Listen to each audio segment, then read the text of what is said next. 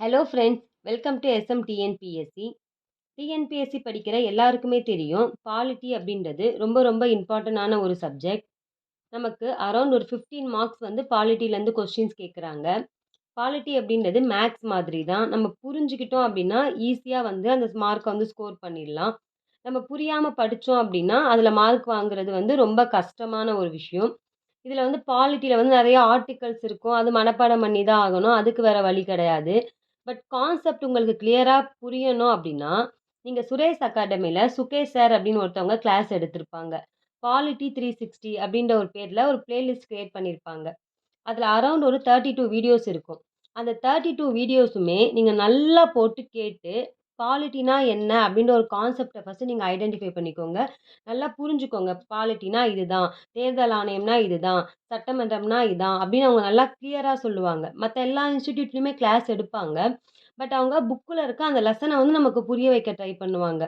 But நம்ம concept வந்து அந்த அளவுக்கு நான் பார்த்த வீடியோஸ்ல எதுவுமே எனக்கு அந்த அளவுக்கு பிடிக்கலன்னு இல்ல, நல்லாவே இருந்தது. பட் இவங்களோட கிளாஸ் வந்து ரொம்பவே சூப்பரா இருக்கும்.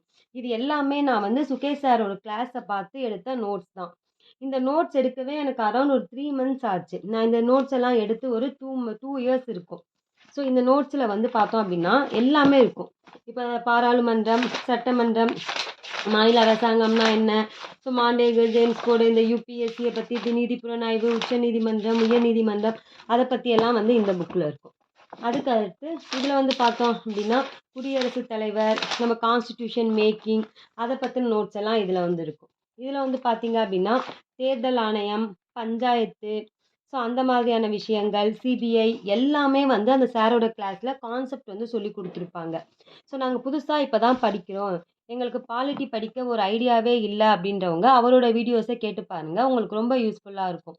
ஆல்ரெடி படிச்சுட்டோம், இப்ப ரிவைஸ் பண்ண தான் போறோம் அப்படின்றவங்க, அந்த வீடியோஸ வந்து ஃப்ரீ டைம்ஸ்ல கேட்டு பாருங்க. இன்னும் நல்லா வந்து நமக்கு மனசுல வந்து நல்லா நிக்கும்.